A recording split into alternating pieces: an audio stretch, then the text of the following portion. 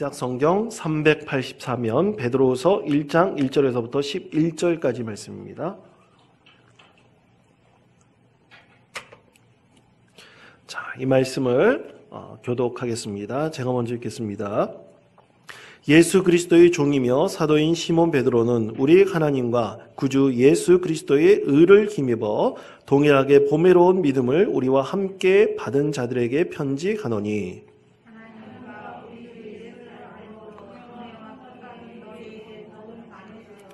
그의 신비한 능력으로 생명과 경건에 속한 모든 것을 우리에게 주셨으니 이는 자기의 영광과 덕으로서 우리를 부르신 이를 알므로 말미암음이라.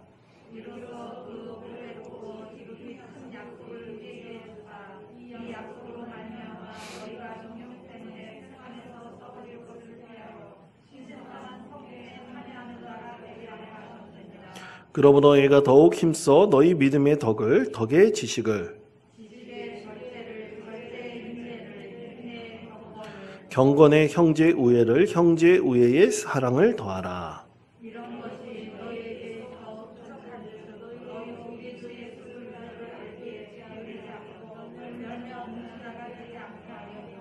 이런 것이 없는 자는 맹인이라 멀리 보지 못하고 그의 옛 죄가 깨끗하게 된 것을 잊었느니라.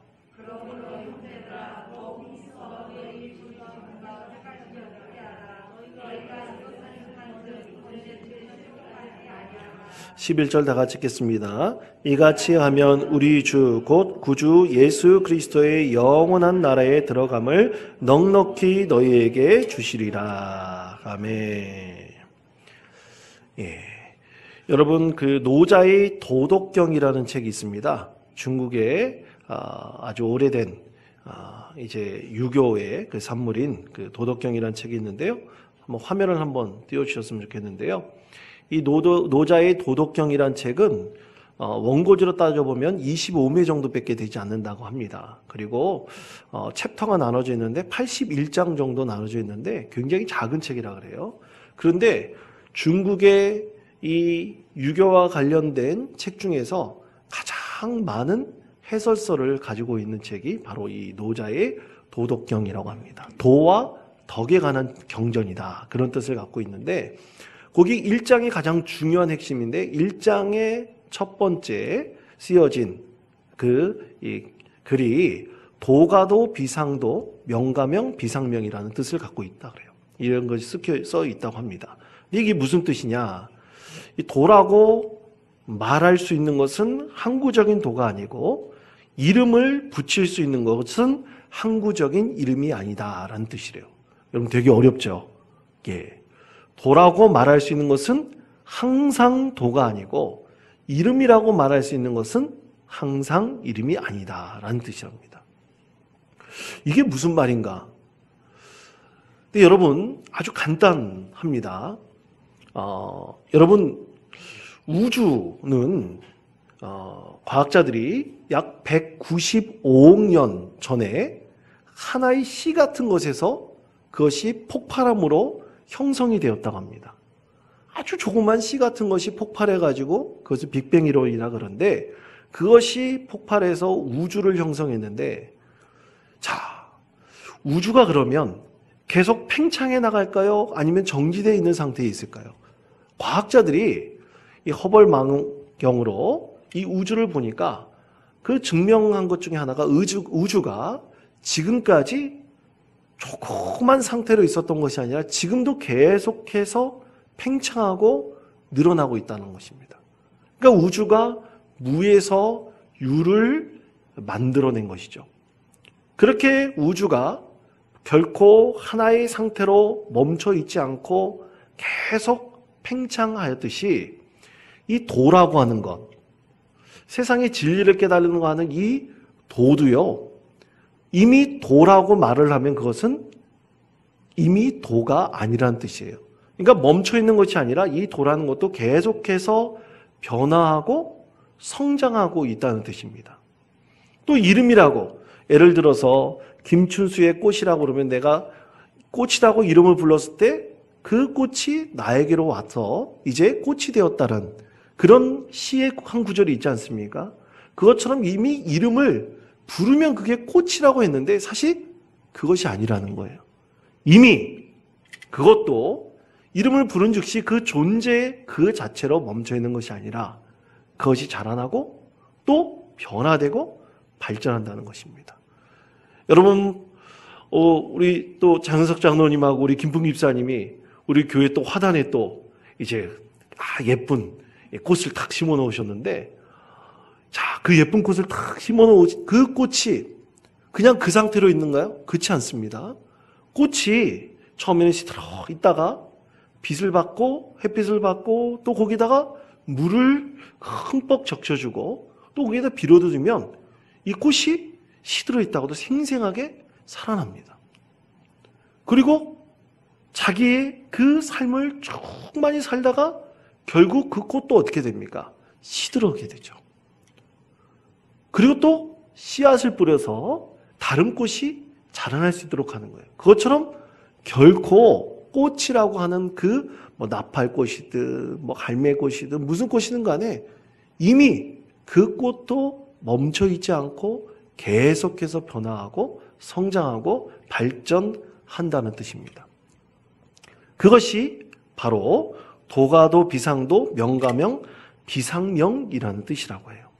그래서 도나 덕도 결코 멈춰 있는 것이 아니라 계속해서 변화하고 성장하고 발전한다는 것입니다.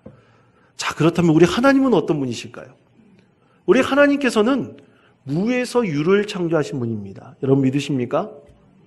하나님께서는 이 세상에 이 모든 우주를 창조하시고 우주가 그냥 정지되어 있는 것이 아니라 그 모든 만물들이 움직이고 계속해서 변화하도록 성장하도록 만드셨습니다.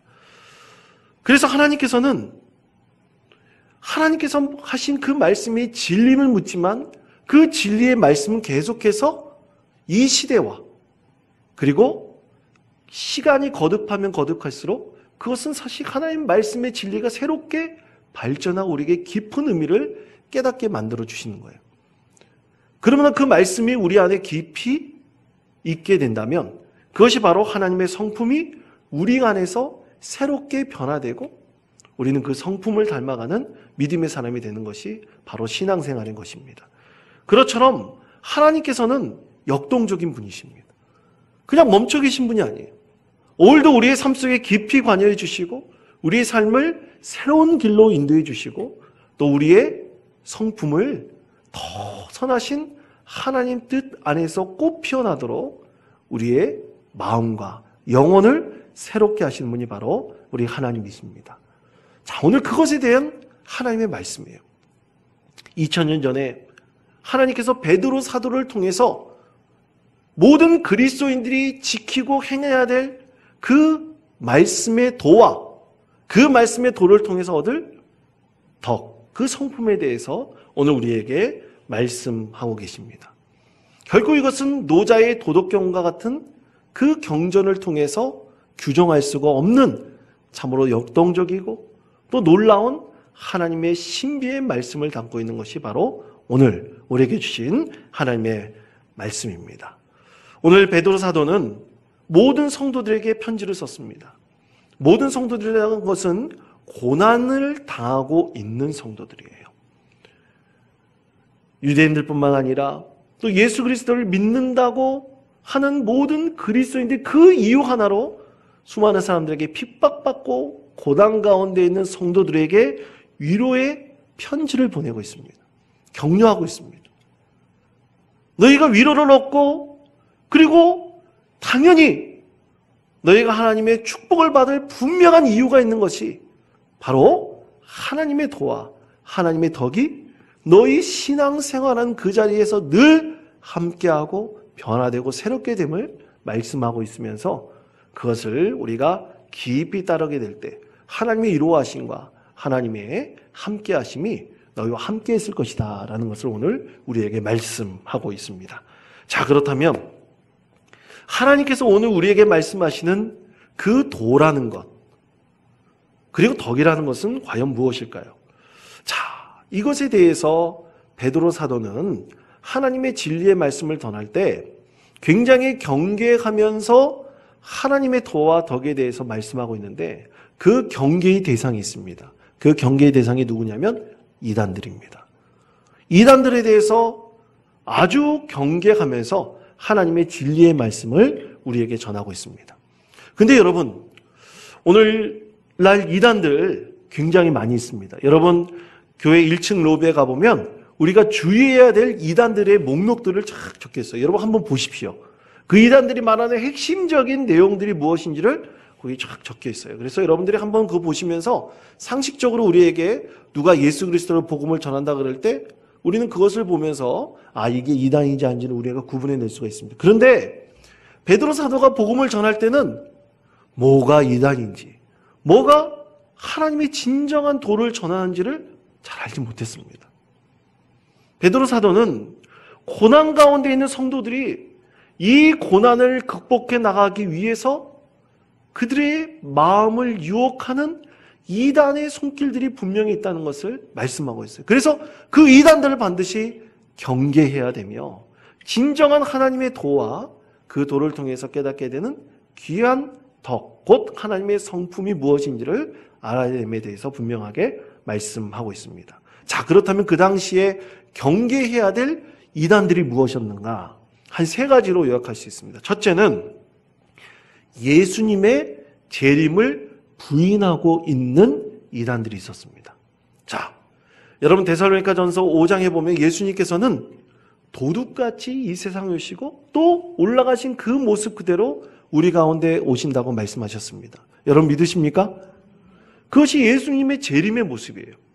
그날이 도적같이 우리 가운데 임하며 올라가신 그 모습 그대로 우리에게 임하신다고 분명하게 말씀하셨습니다. 데살로니가 전서에서 말씀하신 그것을 많은 그리스도인들이 믿고 있는데 고난당하고 있단 말이에요. 핍박받고 있단 말이에요. 신앙이 흔들려요. 근데 거기에 예수님의 재림이 있어? 예수님의 재림은 없어. 너희들이 당하고 있는 것은 그냥 헛된 고난일 뿐이야. 이렇게 유혹하는 이단들의 달콤한 유혹이 있었다는 것이죠. 두 번째는 좀 어려울지 모르지만 그 당시 플라톤으로 대변되는 이데아 사상이 깊이 이 기독교 안에도 스며들고 있었습니다. 여러분, 이데아라는 것은 현실 세계에서 온전한 지식을 추구하면 이룰 수 있는 세계라고 믿고 있었어요. 그래서 현실도 있지만 지식에 완전해지면, 완전한 지식을 우리가 누리게 되면 우리는 이 세상과 다른 이데아의 세상에서 살 수 있다라고 했어요. 그 현실 세계에서 있다라고 했습니다. 그런데 여러분, 현실 세계에서 그런 이데아라는 것이 과연 있을 수 있을까요? 있을 수 없죠. 오늘날도 이렇게 발전해 있는 이 세상에서 완전한 지혜와 지식을 누릴 수 있는 세상은 없습니다. 그런데 많은 이단들이 이 이데아 사상을 가르치면서 천국을 이데아라고 얘기하는 거예요. 이 지상에서 이데아가 이루어지는 것이 바로 천국이라는 거예요. 그러면 여러분 어떻게 될까요?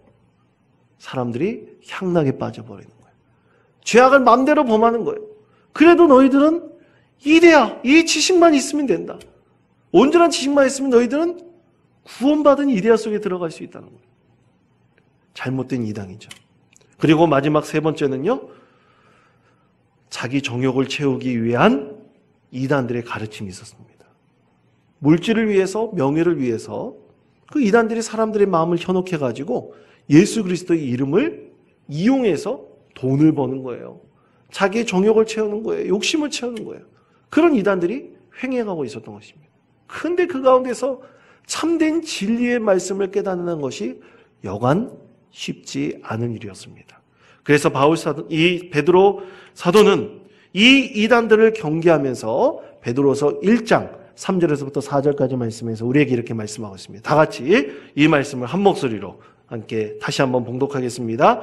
그의 신비한 능력으로 생명과 경건에 속한 모든 것을 우리에게 주셨으니 이는 자기의 영광과 덕으로서 우리를 부르신 이를 알므로 말미암음이라. 이로써 그 보배롭고 지극히 큰 약속을 우리에게 주사 이 약속으로 말미암아 너희가 정욕 때문에 세상에서 썩어질 것을 피하여 신성한 성품에 참여하는 자가 되게 하려 하셨느니라. 아멘. 자, 여기에서 굉장히 중요한 단어 하나가 몇 가지 중에서 가장 중요한 단어 하나가 나오는데 그것은 생명이라는 단어입니다. 자, 그렇다면 믿는 그리스도인들이 참된 생명, 그것을 얻는 길은 무엇인가? 그것은 하나님께서 주신 능력을 경험하는 것입니다. 그럼 하나님께서 주신 능력은 바로 무엇일까요? 그것이 바로 성령의 능력을 상징합니다. 초대교회 성도들이 마가의 다락방에서 임했던 그 강력한 성령의 임재를 그들이 늘 얻기를 간절히 구하는 믿음의 성도들에게 바로 이 성령의 능력, 하나님의 능력이 그들 가운데 임하여서 그들을 변화시키고 하나님께서 말씀하신 그 말씀의 참된 생명의 길이 무엇인지를 깨닫게 해주신다는 거예요. 그것을 알게 해주신다고 했습니다. 그렇게 신비하고 놀라운 하나님의 능력을 늘 경험하기를 이 베드로 사도는 많은 고난 중에 있는 성도들에게 그것을 소망하기를 간절히 구하라고 했습니다. 그러면 그렇게 하나님의 성령의 능력을 간절히 구해서 그 성령을 잊게 될 때 얻게 되는 것은 무엇인가? 여러분, 그것이 바로 참된 생명이신 성령의 능력을 그들이 끊임없이 구하고 그것을 얻게 될 때 무엇을 알게 되냐면요, 하나님이 어떤 분이신지 알게 된다는 거예요. 하나님을 점점 알아가게 됩니다. 하나님을 점점 알아가게 된다는 것은 바로 노자의 도덕경험을 알아면 덕을 깨닫는 거예요. 그 덕이 뭡니까? 하나님의 진정한 성품입니다. 하나님의 성품을 우리가 알게 된다는 거예요. 그런데 여러분, 우리가 진짜로 하나님의 성품을 완전히 알 수 있을까요? 그럴 수 없습니다. 우리는 피조물이므로 온전하신 하나님의 순수하고 선하신 그 성품을 완전히 알 수는 없어요. 그런데 그 하나님의 선하신 성품을 깨닫는 길을 우리에게 하나님께서 보여주신 것이죠. 자, 베드로전서 1장 23절에서부터 25절까지 말씀입니다. 우리 화면에 있는 말씀을 다 같이 읽겠습니다. 너희가 거듭난 것은 썩어질 씨로 된 것이 아니요 썩지 아니할 씨로 된 것이니 살아있고 항상 있는 하나님의 말씀으로 되었느니라. 그러므로 모든 육체는 풀과 같고 그 모든 영광은 풀의 꽃과 같으니 꽃은 떨어지되 오직 하나님의 말씀은 세세토록 있도다 하였으니 너희에게 전한 복음이 곧 이 말씀이니라. 아멘. 자, 하나님의 말씀을 가까이 하게 될 때 참된 생명을 얻게 되고 또 그리고 하나님의 온전하신 성품을 그들이 알게 되고 깨닫게 되고 담게 된다는 것입니다. 그러므로 썩지 아니할 씨로 된 하나님의 말씀을 늘 가까이 하라고 성도들에게 권면하고 있습니다.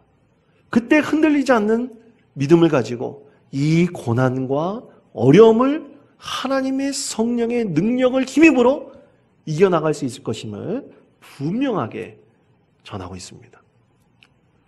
사랑하는 원통교회 성도 여러분, 우리가 성령의 능력을 힘입게 되었을 때 우리는 하나님 말씀의 진리를 분명히 깨달을 수가 있습니다. 그 하나님 말씀의 진리를 깨닫게 될 때는요, 참으로 더할 수 없는 은혜로 충만해집니다. 그리고 그 은혜로 인해서 하나님의 선하신 그 마음이 무엇인지를 우리는 조금씩 깨닫게 되는 것입니다. 자, 이렇게 하나님의 말씀을 늘 가까이 하시면서 그 말씀의 참된 진리를 깨닫고 믿음 가운데 승리하시는 우리 귀한 성도님들 되시기를 바랍니다. 그런데 여러분, 이 말씀 중에서 가장 중요한 말씀이 있습니다. 그건 예수님에 대한 말씀이에요. 예수님에 대한 말씀이 왜 중요하냐? 예수님의 실제가 어떤 것인지를 분명히 알게 해주기 때문입니다. 그래서 사복음서의 말씀을 묵상하고 그 사복음서의 말씀을 가까이 하고 그 사복음서에 일어났던 실제로 일어났던 예수님의 행전을 우리가 깊이 묵상하게 되면요, 아, 예수님께서 살아계시고 역사하시구나. 예수님께서 이런 신비한 능력을 우리에게 보여주셨구나. 그래서 우리가 깊이 알게 됩니다. 그래서 예수님의 능력을 깨닫기를 간절히 원하고 있습니다. 첫 번째는 그 말씀을 깨달을 때 예수님의 능력을 깨닫는 것입니다. 자, 베드로후서 1장 3절 말씀인데요. 제가 읽겠습니다. 그의 신비한 능력으로 생명과 경건에 속한 모든 것을 우리에게 주셨으니 이는 자기의 영광과 더불어서 우리를 부르신 이를 알므로 말미암음이라. 아멘. 여러분, 하나님의 능력이 실제로 우리 가운데 나타나는데요. 그 나타난 것은 무엇이냐? 바로 예수님이십니다. 예수님께서 하나님의 실제적인 능력을 우리에게 보여주셨습니다. 어떤 걸 보여주셨습니까? 우리에게 구원의 은혜를 알게 해주셨고요. 또 병든 자를 살리셨고, 또 안진뱅이를 일으키시며 수많은 사람들에게 먹을 것을 주시고, 또 십자가에 못 박혀 죽으심으로, 그리고 부활하심으로, 하늘로 승천하심으로 하나님이 살아계시고 역사하신다는 것을 실제로 보여주셨습니다. 그것이 바로 예수님이십니다. 그러면서 예수님의 능력을 힘있기를 간절히 원하는 그리스도인들은 반드시 예수님을 닮아감으로 진정한 말씀의 의미를 깨닫고 그 말씀 가운데서 성령의 능력을 우리가 체험하게 되는 것입니다. 그래서 고린도후서 5장 17절은 우리에게 이렇게 말씀하고 있습니다. 다 같이 읽겠습니다. 그런즉 누구든지 그리스도 안에 있으면 새로운 피조물이라. 이전 것은 지나갔으니 보라 새 것이 되었도다. 아멘. 예수 안에서 참된 생명으로 새로운 피조물이 되었음을 분명하게 말씀하고 있습니다. 여러분, 그리스도 안에서 새로운 피조물이 된다는 것은 오늘날로 말한다면 개가천선한다는 것입니다. 개가천선한다는 말은요, 지나간 허물을 고치고 착하게 되는 거예요. 윤리적이고 도덕적인 말이 될 수 있을지 모르지만 이것은 거듭남을 하나로 깨달을 수 있는 하나의 예라고 할 수 있습니다. 이런 것이 가능하다는 믿는 것은 바로 우리의 믿음 안에서 주시는 성령의 능력이 우리를 믿게끔 해주는 것입니다. 여러분, 바라는 씨앗은요, 여러분 그냥 멈춰있지 않습니다. 반드시 자라납니다. 그리고 씨앗이 자라나서 나무가 되고 열매를 맺게 되고요. 그리고 그것이 새로운 또 씨앗을 발하게 만드는 것입니다. 그래서 결코 사라지지 않습니다. 참된 생명을 갖고 있는 우리 가운데 성령의 능력이 바로 그런 씨앗과 같은 역할을 하게 해주십니다. 그러면 여러분, 예수님의 능력은 바로 이렇게 성령께서 주시는 능력을 힘입고 그리고 그 말씀을 깊이 깨닫고 예수님께서 이 세상에 오셔서 하신 일들을 우리가 묵상하고 그것을 우리가 깊이 깨닫기를 경험할 때 하나님께서는 예수님의 능력으로 우리를 새롭게 해주십니다. 두 번째로는 예수님의 성품입니다. 여러분, 그리스도인들은 하나님의 성품이 무엇일까 우리는 알지 못할 때 늘 묵상하면서 우리는 하나님의 성품을 닮아갈 수 있는 그 길을 보여주신 걸 바로 예수님의 성품입니다. 여러분, 예수님도 감정이 있으셨습니다. 예수님도 분노하셨습니다. 그러나 예수님께서는 그것을 귀하고 복된 에너지로 삼으셔서 하나님의 귀한 성품을 닮아갈 수 있도록 하셨습니다. 자, 베드로후서 5장 1장 5절에서부터 7절까지 말씀입니다. 우리 다 같이 읽겠습니다. 그러므로 너희가 더욱 힘써 너희 믿음의 덕을, 덕의 지식을, 지식의 절제를, 절제의 인내를, 인내의 경건을, 경건의 형제 우애를, 형제 우애의 사랑을 더하라. 아멘. 자, 하나님의 성품, 그것은 예수님의 능력을 힘입은 이후에 우리는 하나님의 성품을 우리 안에서 깊이 경험할 수 있게 됩니다. 사람이 감정의 노예가 될 수가 있습니다. 그러나 우리가 말씀을 묵상하면서 하나님의 그 성령의 능력, 예수 그리스도의 그 능력을 우리가 힘있기를 간절히 구할 때는요, 우리의 감정의 노예가 되지 않습니다. 우리의 성품이 참으로 예수님을 닮아가는 모습으로 변화가 됩니다.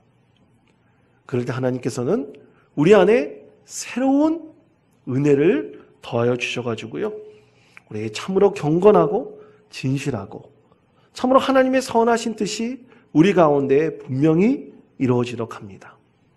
그러므로 사랑하는 성도 여러분, 가장 중요한 것은 성령의 능력이신 바로 예수님의 능력이라고 할 수 있는 하나님의 말씀을 늘 가까이 묵상하시고 또 읽으시면서 그 말씀에 깊이 깨닫는 은혜를 늘 체험하시고 그것을 체험하기를 간구하시는 믿음의 성도 되시기를 바랍니다. 그리고 그때 그것을 우리가 경험하게 될 때 우리는 하나님의 성품이 내 안에서 점점 싹트고 있다는 것을 깨닫게 됩니다. 그러면 감정에 휘둘리지도 않고요. 세상 풍파에 휘둘리지도 않고요. 진정으로 말씀으로 늘 감사합니다. 하나님 은혜로 덧입습니다. 하나님 은혜로 내가 지금 삶이 참으로 어렵고 힘들지만 그 가운데서 소망을 얻을 수가 있습니다. 사랑하는 성도 여러분, 이런 믿음을 늘 우리 가운데 하나님께서 더해 주시기를 늘 기도하십시다. 그리고 믿음 가운데 성령의 은혜를 늘 간구하십시다. 우리 그 모든 힘으로 하나님께 주신 놀라운 은혜를 경험할 수 있는 귀하가 복된 성도님 되시기를 간절히 축원드립니다.